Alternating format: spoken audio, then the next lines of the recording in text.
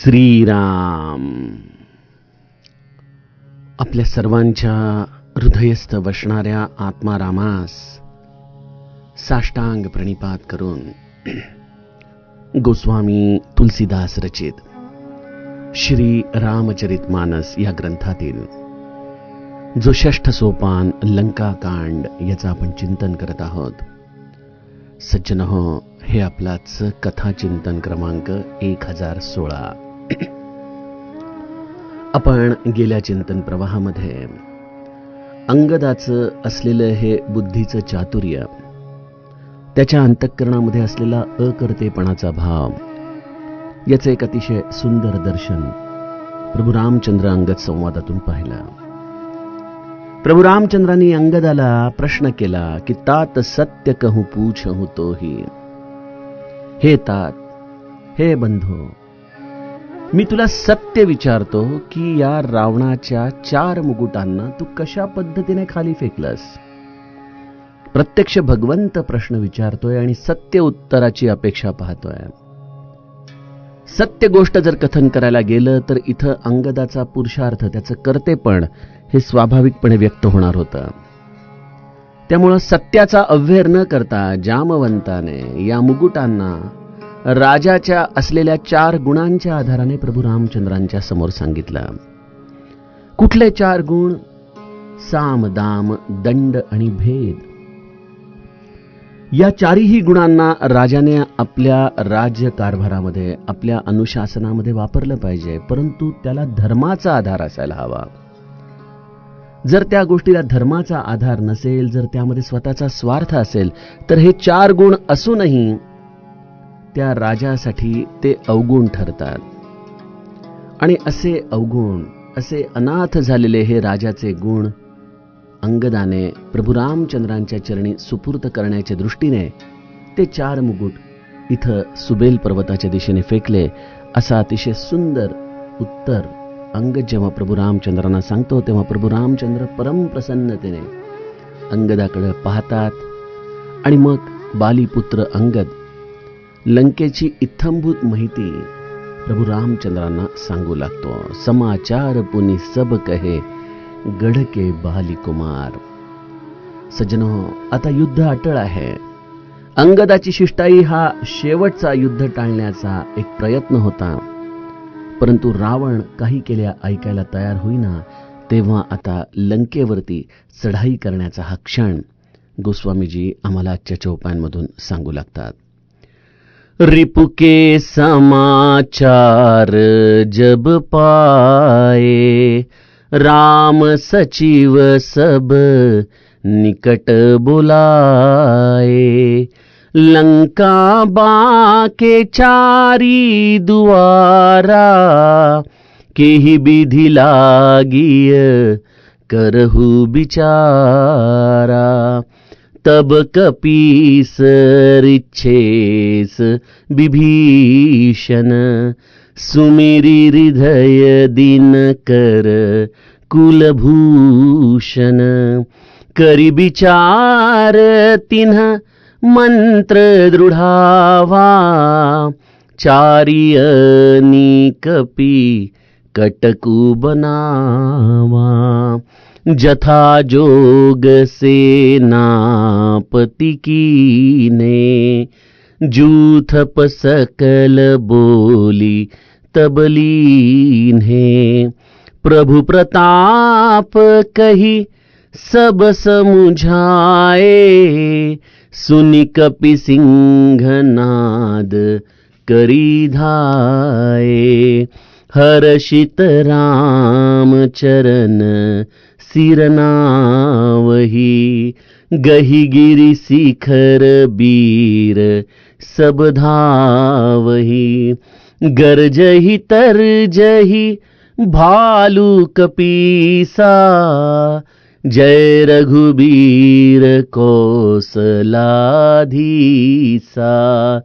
जानत परम दुर्ग अति लंका, प्रभु प्रताप कपि चले असंका. घटाटोप करी चहु दिसी घेरी, मुखही निसान बजावही भेरी। जयति राम जय लक्ष्मण, जय कपीस सुग्रीव। गरजहि सिंह नाद कपी, भालु महाबल सीव। सियावर रामचंद्र प्रिय हो।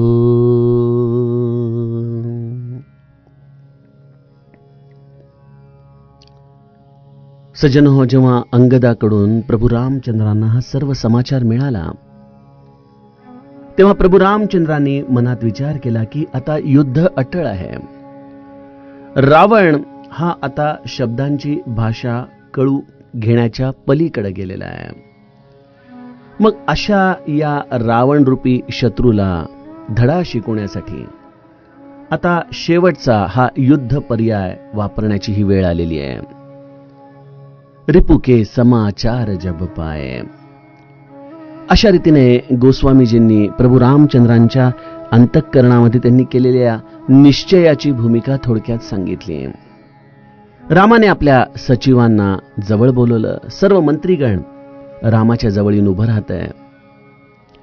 आणि मग प्रभू रामचंद्र जो हा समाचार अंगदाकडून मिळालाय, जो आधी हनुमंताकडून मिळालाय, वारंवार विभीषणाकडून मिळालाय, त्या आधाराने एक युद्धनीती तयार करतात. ते म्हणतात की बघा, लंकेला 4 मोठे दरवाजे आहेत जे अत्यंत बिकट आहेत तोडायला. अशा या 4ही दरवाजांवरती आपण कोणत्या प्रकाराने आक्रमण करावं यावरती विचार करा. या 4 दरवाजांचा पाडाव केल्याशिवाय आपल्याला लंकेमध्ये प्रवेश करता येणार नाही. तेव्हा उपस्थित असलेल्या मंत्र्यांपैकी तब कपीस रिच्छेस विभीषण, सुमिरी हृदय दिनकर कुलभूषण. तेव्हा उपस्थित असलेल्यांपैकी वानरराज सुग्रीव, ऋषपती जामवंत आणि विभीषण यांनी प्रभू रामचंद्रांचं आपल्या हृदयामध्ये स्मरण केलं. सूर्यकुलभूषण रघुनाथांचं स्मरण. किती सुंदर शब्द, सुमिरी हृदय दिनकर कुलभूषण, अशा रीतीने गोस्वामीजींनी वापरलाय. त्याचं स्मरण केलं आणि विचार करून त्यांनी कर्तव्य निश्चित केलं. आणि वानरांच्या सेनेचे 4 विभाग त्यांनी केलेले आहेत. त्या प्रत्येक सेनाला मार्गदर्शन करणारा, त्याचं नेतृत्व करणारा यथायोग्य सेनापती त्यांनी या 4 दरवाजांवरती हल्ला करणाऱ्या सेनेसाठी म्हणून नियुक्त केला. आणि मग अशा या युथपतींना बोलवून त्यांनी या वानरांच्या समवेत आपण लंकेवरती हल्ला करावा अशी सूचना दिली. त्यांच्यामध्ये हा युद्ध ज्वर येण्यासाठी, त्यांच्या मनामध्ये आत्मविश्वास निर्माण होण्यासाठी त्यांनी प्रभूंचा प्रताप या सर्व वानर दळाला समजावून सांगितला. आणि जेव्हा हा प्रताप हे सगळे वानर ऐकतायत, आता युद्धाची ही घटिका जवळ आलेली आहे हे समजतायत, त्यावेळेला वानरांमध्ये सिंहासारखं बळ त्यांच्या गर्जनेमधून जाणवू लागतंय. आणि सगळेजण या दरवाजांच्या दिशेने आपापल्या नेत्यांनी दिलेल्या मार्गदर्शनाप्रमाणे तोडण्यासाठी धावू लागतात. गोस्वामीजी लिहितायत की हर्षित राम चरण सिर नावही, गही गिरी शिखर बीर सब धावही. ते आनंदित होत आहेत. प्रभू रामचंद्रांच्या चरणी नतमस्तक ते झालेले आहेत आणि पर्वताची शिखरं घेऊन सर्व वीर धावू लागलेले आहेत. धावताना देखील प्रभू रामचंद्रांचा जय जयकार अखंड चालू आहे. कोसलराज श्री रघुवीरांचा जय जयकार असो असं म्हणत ही अस्वल वानर गर्जना करतायत, आव्हान देतायत. खरं तर लंका ही अत्यंत कठीण अशी जिंकण्याची नगरी होती. गोस्वामीजी म्हणतात की जानत परम दुर्ग अति लंका, प्रभु प्रताप कपी चले असंका. लंका अत्यंत श्रेष्ठ आहे, अजय अशी किल्ला आहे हे जाणूनही प्रभू रामचंद्र आपल्या मागे आहेत. हा आपल्या अंतःकरणामध्ये भाव दृढ करून ही सर्व वानर प्रभू रामचंद्रांच्या प्रतापामुळं निर्भय होऊन निघालेली आहेत लंकेच्या दिशेने. गोस्वामीजी म्हणतायत की या लंकेच्या 4 दिशांना असलेल्या या 4 दरवाजांच्या कडं हे प्रचंड मोठं वानरदळ असे मोठे मोठे जूथ घेऊन हा दरवाजा तोडण्याच्या दिशेने जात आहेत, लंकेवरती हल्ला करण्याच्या दिशेने जात आहेत. त्यांच्याकडे पाहिल्यानंतर गोस्वामीजींच्या दृष्टीला काय दिसलंय? घटा टोप करी चहू दिसी घेरी, मुखही निसान बजावही भेरी. जसं पावसाळ्यामध्ये चारही दिशेंनी काळे मेघ दाटून यावेत, त्याप्रमाणे या लंकेवरती या वानरांचं हे प्रचंड मोठं सैन्य चारीही बाजूनी आक्रमण करताना जणू काही काळ्या मेघघटांप्रमाणे गोस्वामीजींच्या दृष्टीला दिसतंय. अशा या चारीही दिशांकडून हे सगळं वानर अस्वल दळ लंकेवरती हल्ला करतंय. आपल्या मुखानेच वेगवेगळे आवाज ते जे निर्माण करतायत. गोस्वामीजी म्हणतात की जणू काही हा युद्धज्वर वाढवण्यासाठी लागणारे नगारे आणि दुंदुभी ही जशी वाजावी त्याप्रमाणे या वानर आणि अस्वलांचा आवाज या युद्धाचा हा माहोल, हे वातावरण तयार करतोय. जयती राम जय लक्ष्मण जय कपीस सुग्रीव, गर्ज ही सिंहनाद कपी भालू महाबल सीव. महान शक्ती सीमा असलेली ही वानर अस्वल सिंहाप्रमाणे उच्च स्वरामध्ये प्रभू रामचंद्रांचा जय जयकार असो, लक्ष्मणाचा जय जयकार असो, वानरराज सुग्रीवाचा जय जयकार असो, अशा गर्जना करत या लंकेच्या वरती हल्ला करण्यासाठी निघालेले आहेत. असं हे कथानक या युद्धाच्या पार्श्वभूमीवरती गोस्वामीजी आम्हाला या चौपायांमधून सांगू लागतात. सज्जनो, आता 38व्या दोह्याच्या पासून पुढं ते 103 दोह्यापर्यंत जिथं रावणाचा वध होतो तिथपर्यंत म्हणजे जवळजवळ 65 दिवस आपला आता हा युद्ध प्रसंग अभ्यासायचा आहे. आपल्याला त्यासाठी या युद्ध प्रसंगाच्या मागे दडलेली पारमार्थिक भूमिका नीट समजून घेतली पाहिजे, अन्यथा हे आमच्यासाठी केवळ एक रंजन ठरेल. आपण म्हणतो ना की युद्धस्य रम्य वार्ता, त्याप्रमाणे या युद्धामध्ये ह्याने त्याला मारलं, त्याने ह्याला मारलं, वेगवेगळ्या प्रकारच्या मायावी अस्त्र शस्त्र याचा अंमल तिथं चालू होता. या सगळ्या गोष्टी आमच्या मनाचं रंजन तर करू शकतील, परंतु जे आम्हाला यामधून खरंच साधायचंय ते सूत्र आम्हाला नीट समजून घेतलं पाहिजे. बघा, प्रत्येक वेळ प्रत्येक क्षण हा महत्वाचा असतो. आम्हाला या सगळ्या कथानकांमधून, या सगळ्या असलेल्या प्रभू रामचंद्रांच्या लीला नाट्यामधून समर्थांचा देहबुद्धी ते आत्मबुद्धी करावी, हा सूत्रात्मक अभ्यास पुढच्या 65 दिवसामध्ये करायचा आहे. काय आहे लंका? ही लंका म्हणजेच आमची देहबुद्धी आहे.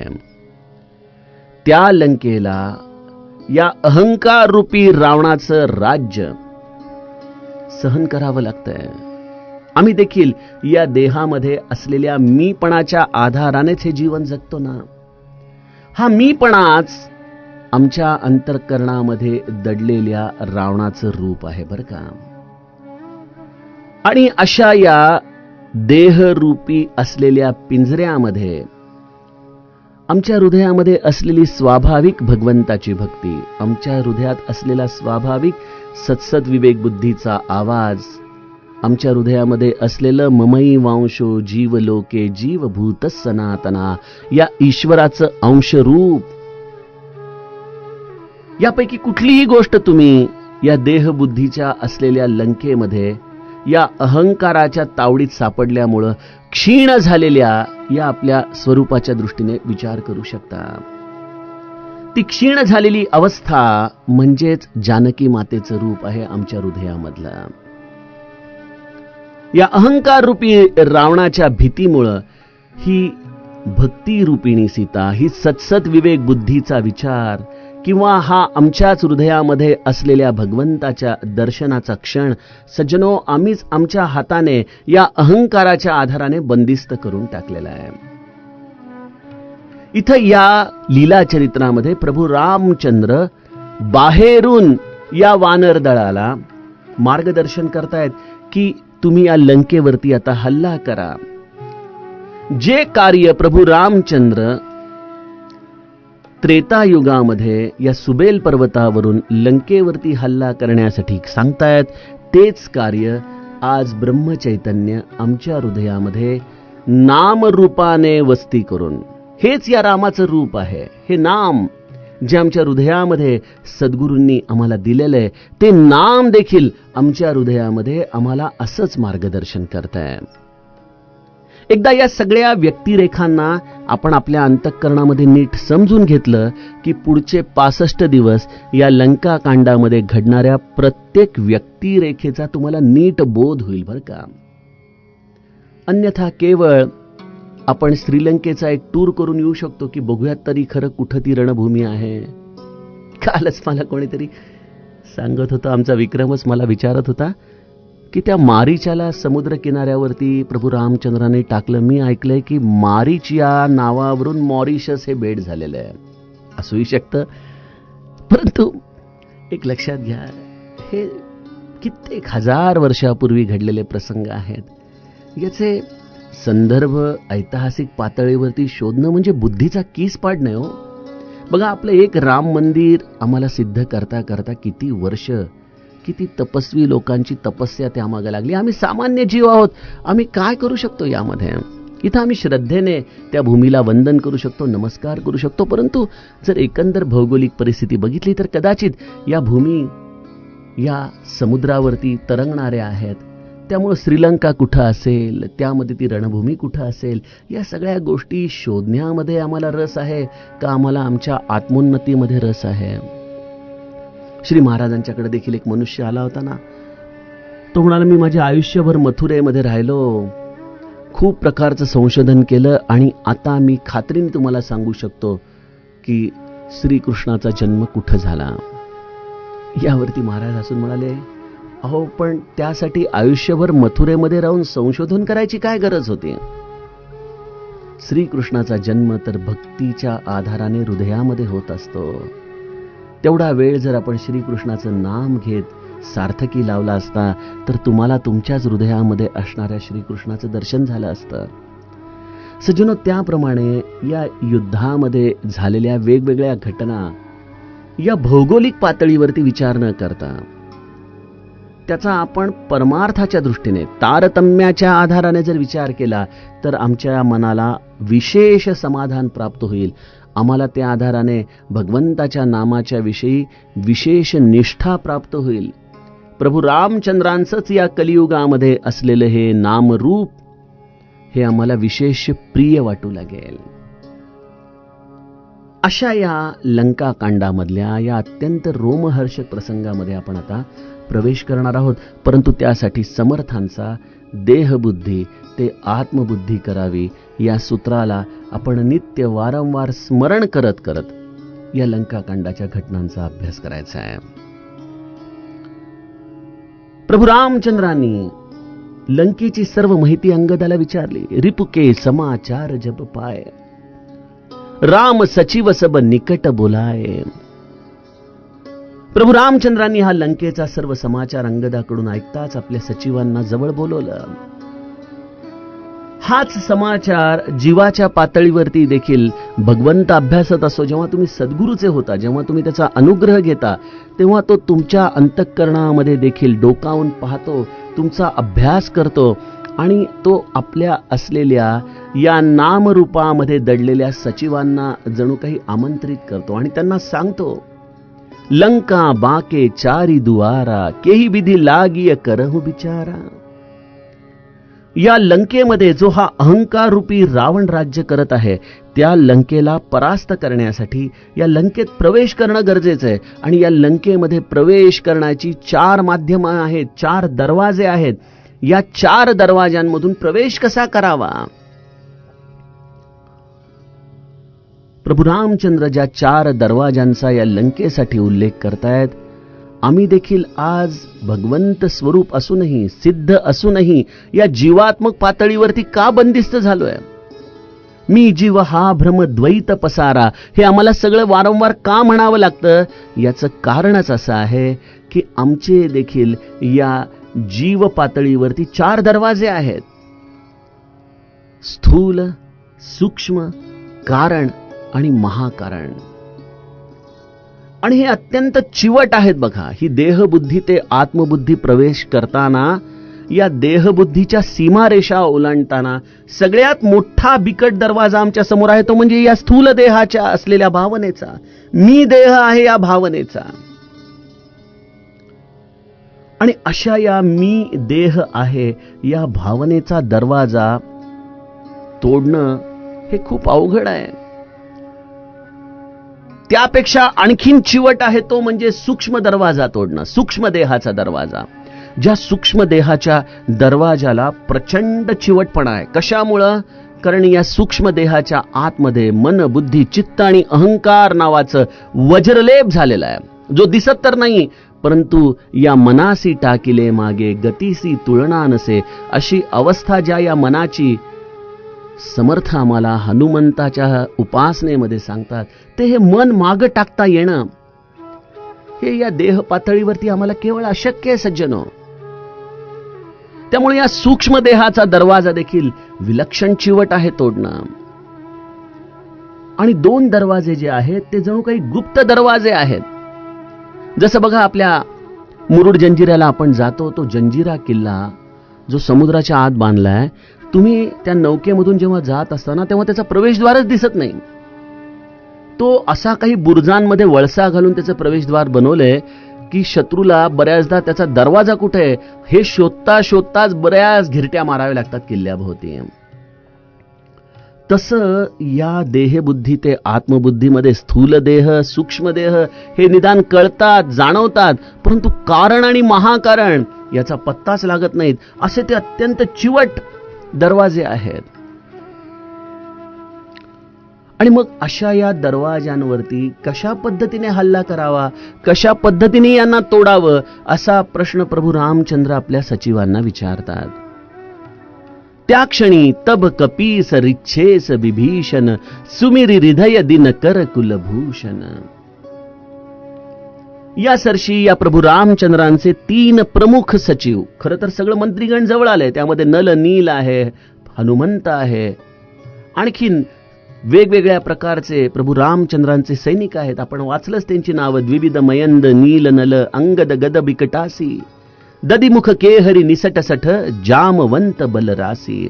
अशा या प्रभू रामचंद्रांच्या मंत्रीगणांमध्ये असलेले हे वेगवेगळे वरिष्ठ सचिव, परंतु त्यापैकी 3 जण विशेषत्वाने या प्रभू रामचंद्रांच्या आज्ञेचं पालन करण्यासाठी पुढे येतात. तब कपीस रिच्छेस विभीषण सुमिरी हृदय दिन कर कुलभूषण. अंगद जे हा सगळा समाचार प्रभू रामचंद्रांना सांगतोय, अशा या दरवाजांना तोडण्यासाठी कपीस याचा अर्थ सुग्रीव, रिच्छेस म्हणजे वृक्षपती जामवंत, आणि बिभीषण अर्थातच हा परम भागवत, हे 3 जण पुढे येतात. आता बघा, यापैकी फक्त बिभीषणाला खरं तर लंकेचं आतमधलं ज्ञान आहे, परंतु सुग्रीव आणि जामवंत देखील जे अजूनही लंकेमध्ये गेलेले नाहीत, ते देखील विशेषत्वाने यामध्ये आपण कसं कार्य करावं हे सांगायला पुढे येतात. खरं तर अंगद आणि हनुमंत आले असते तर हे चरित्राला अनुसरून झालं असतं, होय की नाही?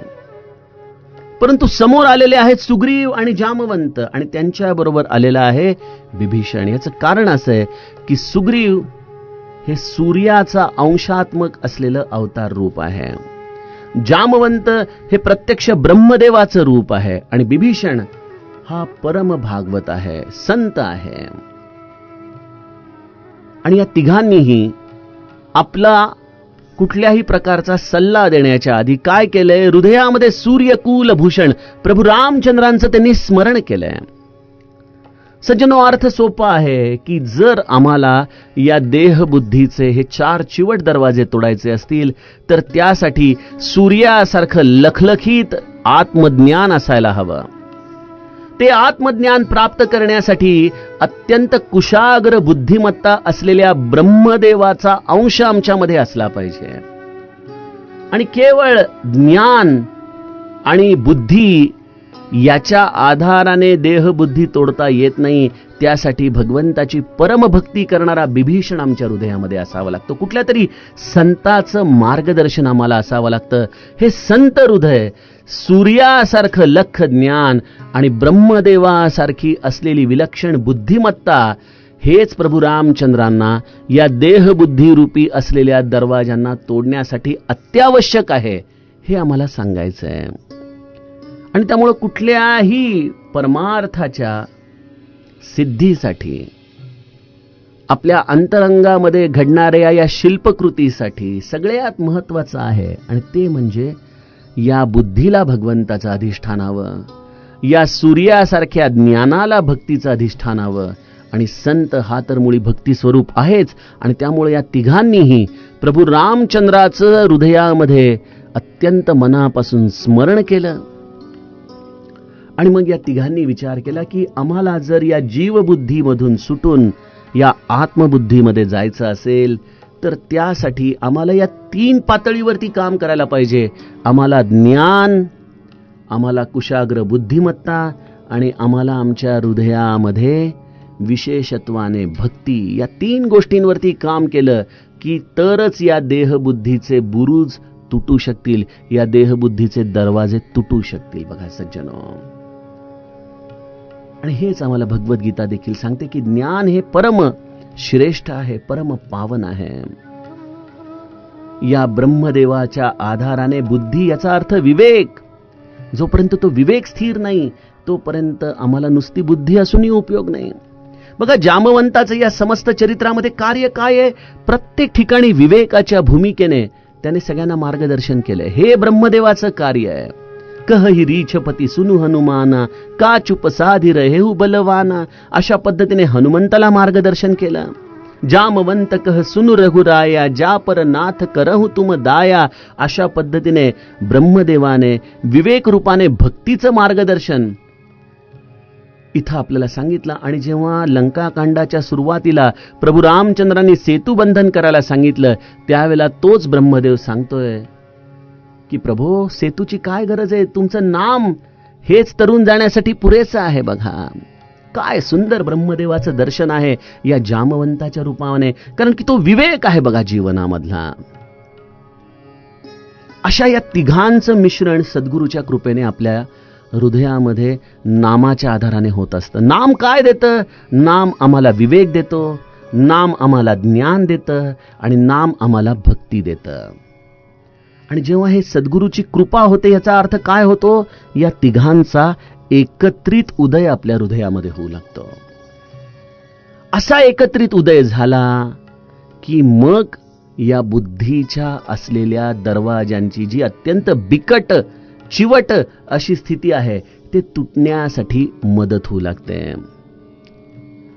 या वानराच्या सेनेचे 4 भाग करण्यात आले. प्रचंड मोठं वानर दळ 4 सेनांमध्ये विभागण्यात आलं. या प्रत्येक असलेल्या वानर दळाला एक योग्य असा सेनापती देण्यात आला.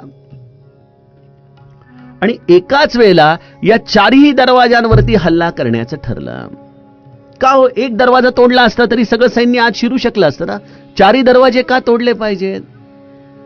सज्जनो, या जीवात्मक पातळीतून आत्मबुद्धीमध्ये जाताना हे 4ही दरवाजे उघडणं गरजेचं आहे. एक दरवाजा उघडून चालणार नाही. मी केवळ देहबुद्धी जिंकली, मी दिवस रात्र गुरुची सेवा करतो, परंतु आपलं चित्त मलिन आहे. आपल्या कारण देहात वासना आहेत, महाकारण देहामध्ये पातकांचे पर्वत आहेत.